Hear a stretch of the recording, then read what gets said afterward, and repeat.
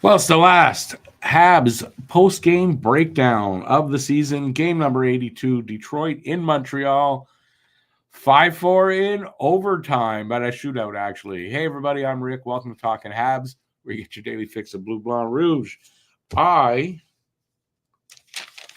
had the game anyway, as far as 5-4. Oh, no. Wings. No, I have wings. 5-4 wings in overtime. Just had the wrong first goal scorer. And that first goal scorer was Alex Newhook. But yeah, I got it. I got the game, the score and the OT and everything. So I'm happy with myself. All right, so I'm going to be showing you the stats from the game. This was a good game, though. I mean, this was exciting all the way through, close as could be. You kind of knew that. I mean, they've been to overtime all four games this this season. These two teams. So and each team had been to overtime the last three games that they played. So that makes it 4 in a row. So you knew it was happening. Washington gets in. So the Red Wings winning doesn't help them. Washington won and they get in. It was a good game. I'll show you the 3 stars of the game, all Habs. I don't know if there shouldn't have been a Red Wings player, but I don't know one that stood out other than James Reimer. And Reimer, I mean, he gave up 4 goals, so I don't know that you can put him as a star. What else? It was just a good game. I didn't want them to win, and they didn't. I didn't want them to go to overtime, but they did that. But I'm proud of my team. I'm proud of these young kids. His name is leaving me. I hate when that happens. What's his goddamn name? Lane Hudson. He is a breath of fresh air. I mean, this kid can stick handle his way out of a phone booth. He's doing it already in the NHL. He is competitive and aggressive, and he thinks the game so fast. Like already, you're seeing that. It's only 2 games, but his future is bright, and like I can't wait to see this kid. You know, in the next his career, he's going to do some great things. So, Logan Mayu or Mayu, it's Mayu. For me, didn't stand out or anything, but he also didn't look bad. So that's a good thing. And he had his first assist. Hudson had his second assist. What else we got for this game? Sorry, my eye is itchy. Gallagher, Brendan Gallagher. What do you have? A goal and an assist. He's got, I think, 11 points in his last 9 games. Gallagher, it's the old Gallagher. Jeez, my eyes. I'm tired, I think. A long day. All right, so I'll see who's here. I don't think there's nobody here. I'm talking to myself. So it's for people who are watching this on playback. Definitely. But there's 2 comments anyway. Hey, Guru, you the only one with me? What a good game. Again, giving it up literally in the last seconds of the game. They didn't roll over or just give it up in an OT. Detroit did what they could and won both games. And in the 44th 1-goal game for Montreal this season. You know, awesome, Guru. That's a sign that of that improvement and the progress. And then there'll be more of that, right? So there might be less 1-goal games next year or the same amount, but they'll be on the winning end of more of them. You know, that's what's going to happen. That's the progress that's coming. Too many teams involved in the last wild card spot. No, it's exciting that way. Teams needed lots of help from other teams. Washington was the spoiler by winning their game to get in. But I think that's like by design. The NHL would like it to end up like this on both sides, both conferences. You know, they want that's what the reason for the loser point is mostly, I think, is so at the end of the season you get more teams involved right down to the wire like this. I believe that's the reason for it. Anyway. All right. It's just me and you here, Guru. It feels weird. All right, I'm going to show the stats for the game. We'll get that out of the way, and if nobody shows up there, we'll just make it 15 minutes. And that's it. What are you going to do? Last one of the game. Everyone left. Everyone bailed when they went to the shootout. There were like 27 people, and then shootout. I look up and there's 2. It freaked me out. I've never had that happen before. Oh well, I don't know if that's a comment on me or what. All right, so it was 5-4 Detroit in the shootout. This was about as even a game as you can make it, I think. I really do think that. Alex Newhook opens up the scoring, his 15th goal from Brendan Gallagher and Logan Mayu. That was at 11:32 of the first period. Moritz Seider ties it up with his 9th goal from Larkin and Raymond at 18:29 near the end of the period. Almost a last-minute kind of goal. Second period, Brendan Gallagher, 6:17 in, gets his 16th of the season from Armia and from Struble. And, for a guy that struggled a little bit at the beginning and all that, and his last couple of seasons, good season for Gallagher. He played almost every game, except the ones he was suspended, and maybe 1 or 2 others. And the end of the season, he came on strong. So, proud of Gally. Caulfield was next at 10:09 with his 28th of the season from Slavkovsky and Suzuki. So the whole line clicked, and that made it 3-1, and it was looking like, well, Montreal's going to steamroll this. Then Joe Veleno gets his 12th, from Gostisbehere. I said that well, Gostisbehere and Speronga at 10:45. And that made it 3-2 going into the third, a lot like last game. Daniel Sprong would tie it up at 3:31 of the third with his 18th unassisted. And then Slav would score on a nice little deflection or tip-in, whatever you want to call that, his 20th and his 50th point. And that was off a Lane Hudson shot. And that was also from David Savard. David Savard probably wishes he was Denny Savard. That was at 12:46. And then, miraculously, at 19, what do they have it at, 55? I thought there was 3 seconds left. At 19:55 of the third period, David Perron, his 17th of the season from Gostisbehere, and that sends it to OT, where there would be no scoring in OT, and only Patrick Kane would score in the shootout, and that would win it for Detroit. All right, 40 shots for Detroit, 33 for Montreal. Montreal was better at the dot, 54.9% to 45.1. No power plays for Detroit this time. 3 for Montreal, they did not score. 19 hits for Detroit, 13 for Montreal. 15 block shots for Montreal, 11 for Detroit. 18 giveaways by Montreal, 15 by Detroit, and 11 takeaways for Montreal to 5 for Detroit. Detroit wins the series. What is it? 3 games to 1. It was 3-2 on November 9th in Detroit, 5-4. That was in overtime, by the way, and 5-4 in Montreal for Detroit in overtime. And then, or did they sweep us? No, Montreal won the first one. Oh, my eyes are bad. Sorry. 5-4 last night in Detroit and 5-4 tonight in Montreal, and those were all in overtime. And tonight in the shootout. So, and then the 3 stars. Galley, 1 goal, 1 assist. First star. Slavkovsky, 1 goal, 1 assist.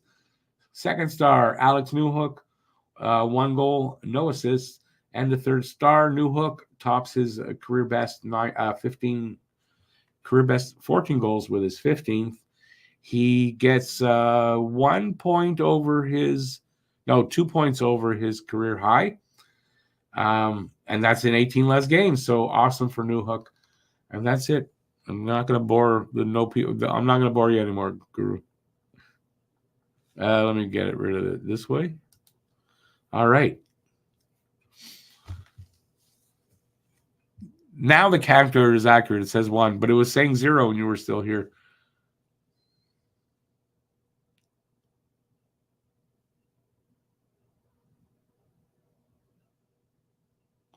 Oh, is that what? Okay, there could have been, but it dropped down to 2. That was really weird. It went up to 3, and then maybe that's why that's who was commenting. The counter sometimes can be off. It's saying 0 now, and you just talking to me, so who knows? Doesn't matter. It's the last breakdown of the season. What's up for this channel for the playoffs? So, Guru, you probably already know. But for people watching on replay, we are going to cover the Boston-Toronto series here. Probably, I don't know how many games here, and I don't know how many games on Talking Habs, but I'd say whatever we don't do here, I'm going to do on Talking Habs. That is until obviously the Leafs lose to Boston. From there, it's not decided what games we'll go with. If Boston is still in it, obviously we'll go with Boston for a bit, and we'll just go from there. I'll be doing a season review on Talking Habs for the Habs. I will be doing. We'll do the draft lottery live stream. It'll be on Talking Habs, and maybe here if Matt is going to be there, and we can broadcast to both. I'm going to be doing the draft live. Matt's probably going to be at work while I do that, so I'll be doing that on Talking Habs, and then free agent frenzy day also on Talking Habs. So link is in the description if anybody's watching and don't know what Talking Habs is. Link is in the description. That's mine and Matt's channel. This group's other channel. Let's see what else for this week. I'm taking a few days off. Now I say that, and I know me, I'm going to work a little bit. It may produce a video, maybe 2. I don't know. I'm planning to take 2 or 3 days off. So probably Wednesday, Thursday, Friday. What I may do only is the podcast, the Have Normals podcast tomorrow. I haven't heard from Harry in a couple of days. A little bit worried. Matt won't be on the podcast if it's not me and Harry. I'm still planning to do a solo podcast, audio only. So look for that. And that's it for this week. Saturday I'll do the playoff start. So we'll probably I'm going to be doing the Boston Leafs game here. Over on Talking Habs alone because Matt is moving on Saturday, and Alex and Cam are helping him. So I doubt we'll do the game here, but it's still up in the air. What else? I'm just trying to get through the 15 minutes. We're almost there.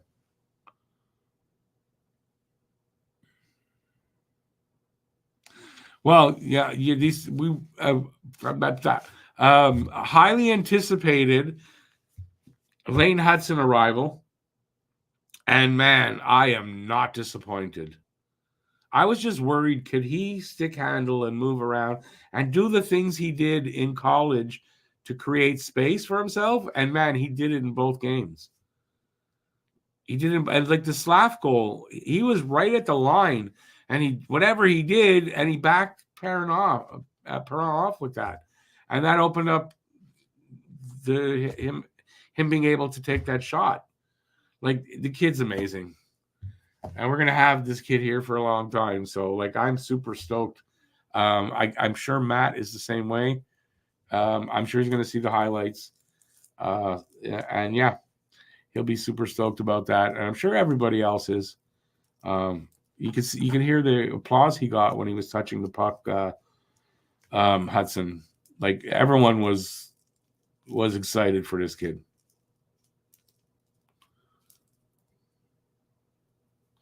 And we have Morten Reinbacher coming. Before I go, though, because Matt's telling me to go. ABL. Hudson's Morten. He's a talented kid.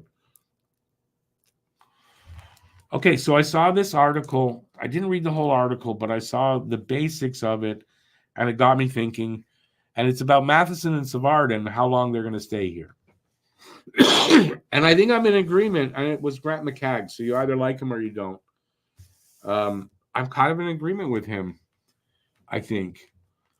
Matheson, and I've been saying, I think they re-signed Matheson and he's not going anywhere. Matheson probably here till the last season or 2 of his career. And you know what? They may re-sign Savard. It's not crazy.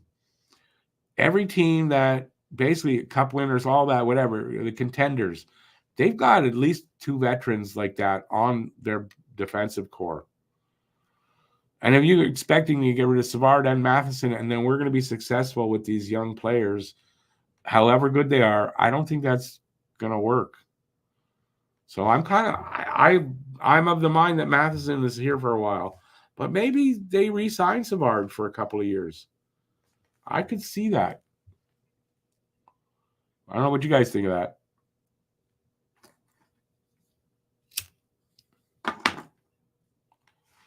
Yeah, I mean, listen, Grant McCagg was right about Saf. He's not always wrong. He's not always right, but in general, I agree with the guy, and I kind of agree with this thinking. It makes a lot of sense. Especially if they want to contend and all that. I don't know how it's going to work out, but it makes a lot of sense.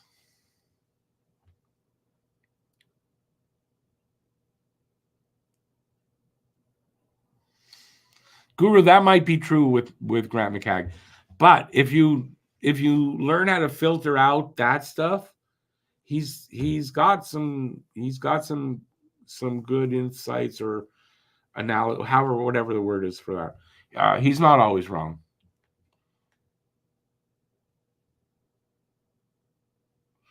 Well, this is the thing, BL. This is the thing. You know, it could mean keeping Mayu. I'm going to say it right eventually. It's Mayu. Keeping Mayu next year in Laval. I could see that. Maybe Hudson goes to Laval. I don't think so, though. But they're going to have to do something and probably move some of those. Barron, Harris, Kovacevic, probably 2 are going to have to be moved. Probably this offseason. Anyways, it's interesting. It's something to think on. Hey, Lucas. We're not 3 years into the rebuild. They just completed year 2 of this rebuild. We're entering year 3. What is something I'm still worried about? Ooh, that's a good question.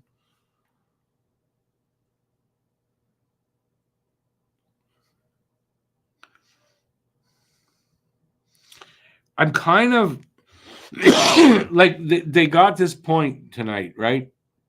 That could knock us up 1 or 2 spots. I'm kind of worried only that in the lottery, 2 teams from behind us get the 2 wins and push us back even farther.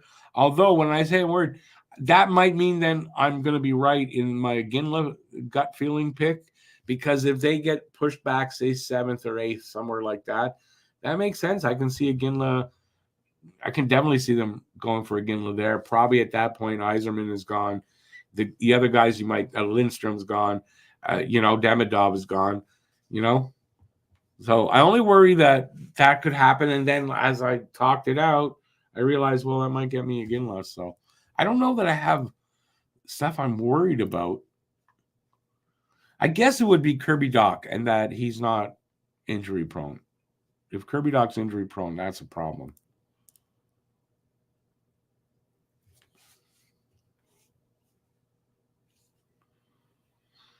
Hudson, Struble, Jacky, Mayu, and Reinbacher as the 5. Yeah, that makes sense. The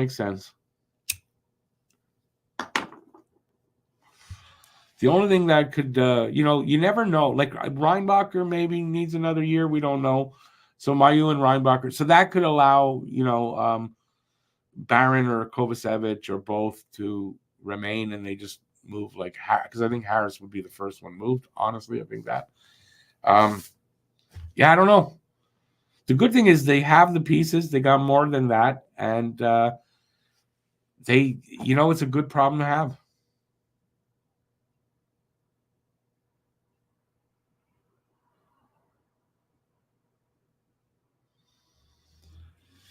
I think Caulfield. Okay, here with my theory on Caulfield, when he injured himself, which was now I don't remember exactly, but it's like a year and a few months ago, 5 months, something like that.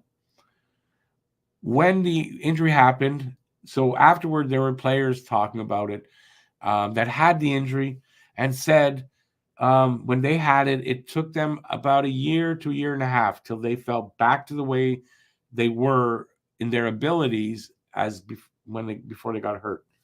Caulfield's at that spot. He's got 8 goals in his last 9 games. It seems to me like Caulfield might be finding that groove again with his shot, and so I'm not as worried about Caulfield not finding his groove. He seems to have found it again. Doc staying healthy is probably the biggest worry, right? Finding a new home for Anderson, I don't worry about that. But at this point, I'm on that train where I think maybe Andy either has to have a big bounce back year or he has to go. Yeah. That's what I'm thinking.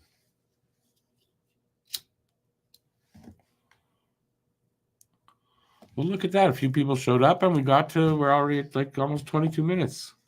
That went better. Anything else you guys want to know? I'm here to answer.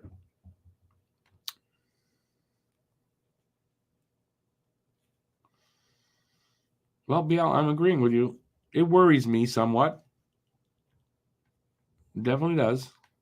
But, over my life, I've seen guys go through seasons, like 2, 3 in a row where they do get hurt a bit, and then they don't get hurt again in their career, or, I've seen that. So I'm not worried until next season if he gets hurt, and I won't worry about it till then. Danielle Berry. Hey, Danielle Berry, welcome to the channel. I see sport. Do you have a YouTube channel? You do sports highlights? I'm taking it by your name. Sexy Jerry, Red Wings and Caps fan here. So at least you had one thing. Well, actually, the 2 things you wanted happened. Red Wings won, and the Caps won. So the Caps get in.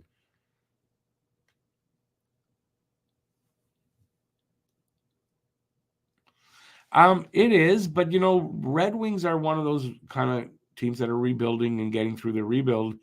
You know what? You get close like that, and then you get in. I mean, that's it's part of this. It's a step. The 8-game losing streak killed them. Yeah, because look how close it was, right? So they basically didn't get in because of a tiebreaker, right? They win one of those 8 games and they're in. If that's what that's what would happen.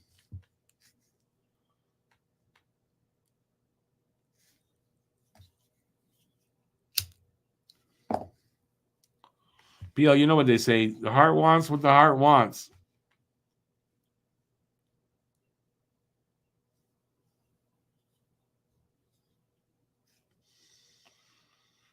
Sexy Jerry. It may be the last time. You're right. Even he'll play next year, Obi, but they might not get in, right?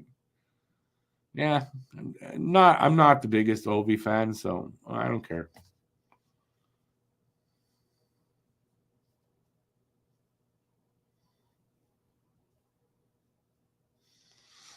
Yeah, I'm hoping my theory's right there, Lucas. Like I said, I've seen it before. Look at Serge Savard. There's a case in point. Serge Savard in his, I don't know if it was in his first 2 or his very early in his career, he had 2 broken legs, like in 2 seasons, badly broken legs, and then look how he had a long career. Same thing with the Rocket, if I'm not correct, broken arm or something. Didn't the Rocket have that problem? So it doesn't always mean anything.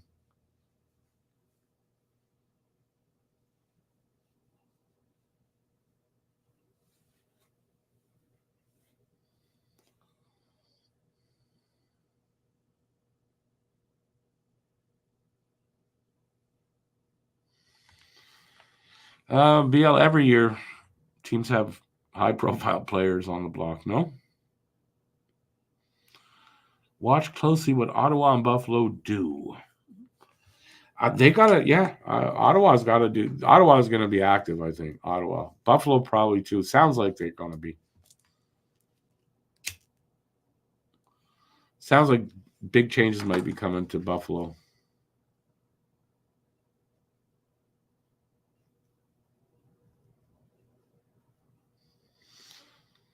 BL, you would think that they're gonna have to, and you're right. They can't run that, and if they want to keep their window open, they can't do that, I believe.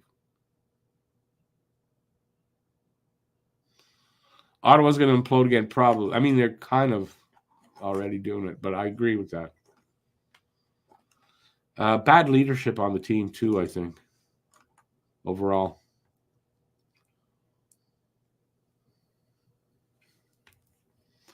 Look at that. Oh, another 5 minutes.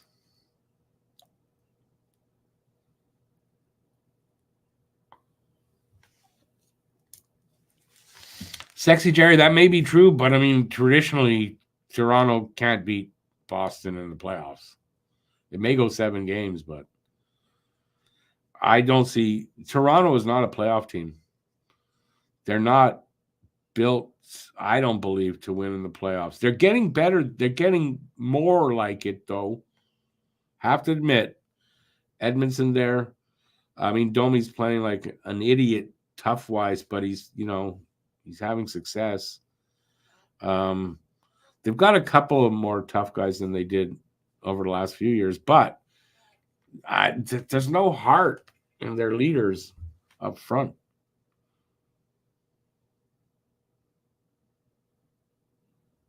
Leafs, they're not going to fix it. They haven't fixed it since 1967.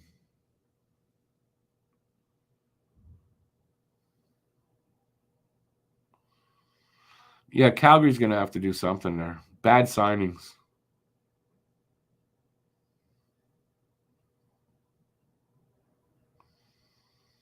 Who are you talking about? Boston and Toronto? Well, you mean whoever plays Boston after that? Toronto not making it out of the first.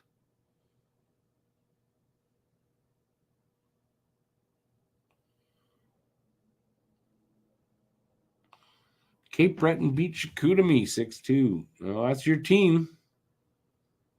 Where's the Memorial Cup this year? And after that, I'm going to take off.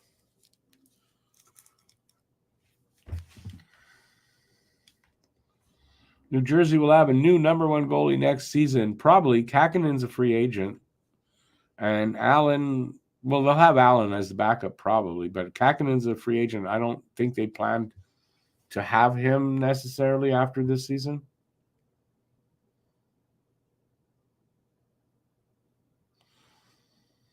Saginaw, Michigan, hosting the that's in the States.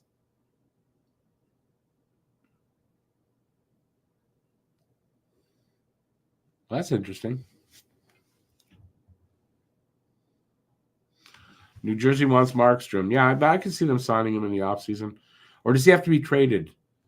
Is he free? He's a free agent, isn't he? So yeah, that makes sense.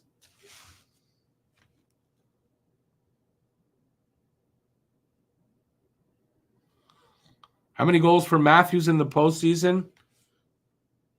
3. My prediction. 3 big goals, man. Big goals. Not. Still hate that guy. All right, I'm out of here. That's the season. That's the Habs season. My 5th season. It's my 6th overall. I'm in my 6th year at YouTube, but my 5th full season doing hangouts and doing games of, I started out just doing the first period, but still, it's the end of 5 seasons. All right. Thanks, everybody. Appreciate it. That's a wrap for the 23-24 season for the Montreal Canadiens. Thanks for being here. Thanks for all the support. Really do appreciate it. And like I said, we'll be doing some of the Boston Leafs games. You'll see it out there. And that's it. Have a good rest of the evening. It's not too late, at least for me. And thanks for being here. I really appreciate it. And that's it. I'm not going to say any more. I'm taking a couple of days off. And hopefully you guys will have a good week. And I'll see you at the very least on Saturday. Have a good one, everybody. Stay safe till next time. Peace out. And ciao. Have a good night.